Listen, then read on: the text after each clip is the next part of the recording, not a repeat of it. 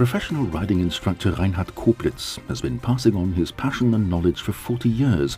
His motto is that good and successful riding comes from a rider being effective through the correct application of their aids. The pressure in the abdominal cavity increases and causes the vertebrae to lift up and away from one another, giving them more space and increasing their mobility. This means the horse is able to swing through his back more easily and increases the longitudinal bend.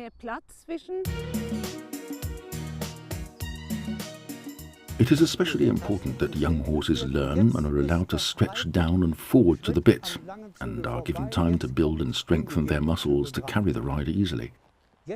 It may be tempting to avoid it, but there is no alternative to training a horse in his first year under saddle, stretching forward and down. This horse has a very good neck, and after 1 or 2 minutes we can try to ask him, with very small half-halts, to soften a little through his poll. Letting half-halts through is one of the first things a horse needs to learn under saddle. He's softly snorting already in the walk, a very good sign that he's content.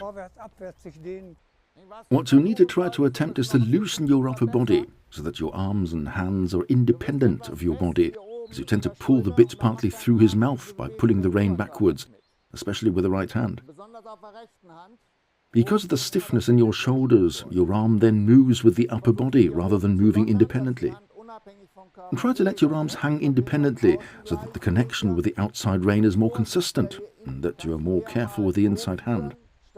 It's better to open the rein by moving your hand sideways to the middle than pulling it backwards. This way you can notice more easily if you are unwittingly bending his neck sideways. It is recommended to canter during the loosening phase in a forward seat to allow the horse to lift and swing his back more easily.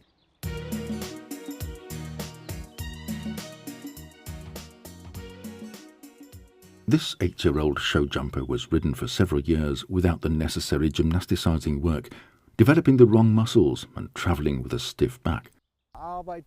And it's now when we see if the loosening work has been effective enough by watching how the hind leg moves in canter. If you look now, you can see a straight line from the rider's shoulder to the heel, and then the inside hind foot is landing under the rider, and that he is really carrying weight behind. This should also occur when he's stretching forward and down, dropping his neck. We now watch Uta Gräf riding the 6-year-old Damon Jerome.